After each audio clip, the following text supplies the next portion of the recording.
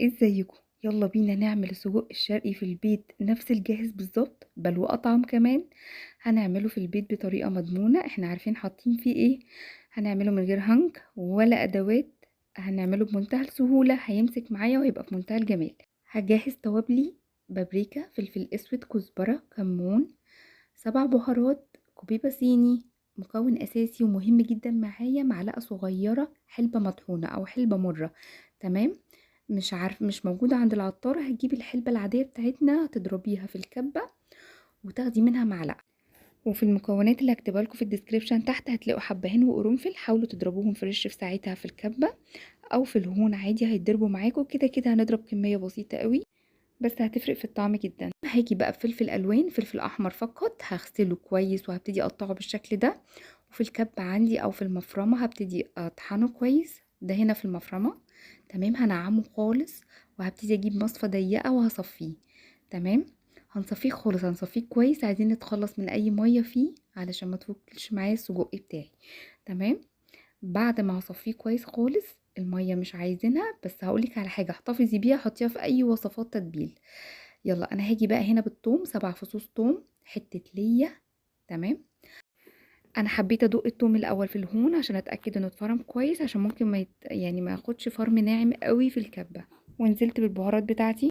ومهم جدا الحلبة المرة دي او الحلبة المطحونة، لان هي اللي هتديني طعم السجق. تمام. ده المكون اللي عمر ما حد هيقولك عليه، ده اللي في محلات الجزارة هما بيستعملوه عشان يدي طعم السجق بالظبط. تمام. انا هنا نزلت بنص كيلو لحمة مفرومة في المفرمة بتاعتي.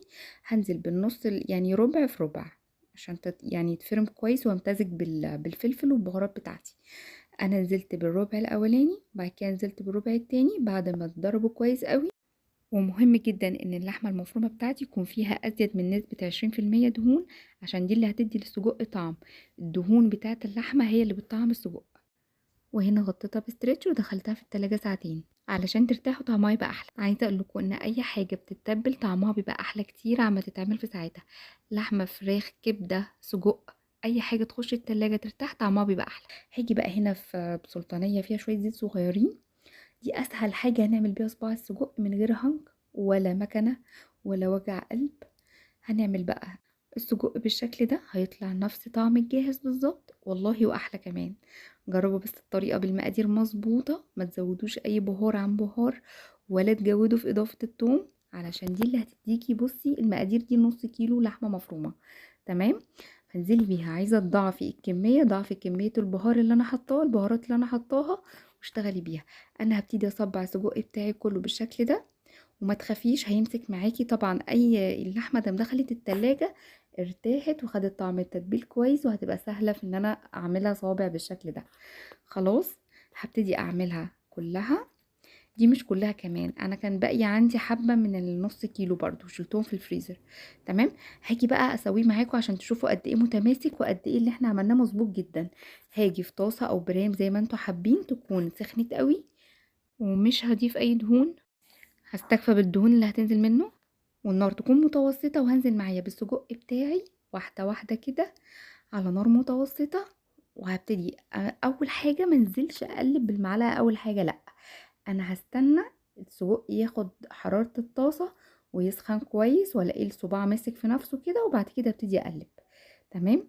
فاول تشويحة وانا ماسكة البرام بالشكل ده او الطاسة بتاعتي اللي هنعمل فيها، وبعد كده ابتديت اقلب بقى بقلب خلاص ايه بالمعلقة، خلاص عشان ما يفكش منك. وبعد ما شوحته 5 دقايق على نار متوسطة، نزل بفلفل الوان وطماطم. طبعا حابين تضيفوا بصل، انا عامله على القناه عندي وصفه للسجق بالبصل جميله جدا، انا حبيت اغير في الطعم واعملها المره دي من غير بصل. فحطيت طماطم وفلفل الوان وشعرت فلفل اسود وملح فقط. تمام. هنا 5 دقايق كمان وهبتدي اطفي النار، وهكون جاهزه معايا احلى طاسه سجق. جربوا هتلاقوا الريحه جابت اخر الدنيا. يلا قولولي رايكم بعد ما تجربوها، هستنى رايكم في الكومنتات.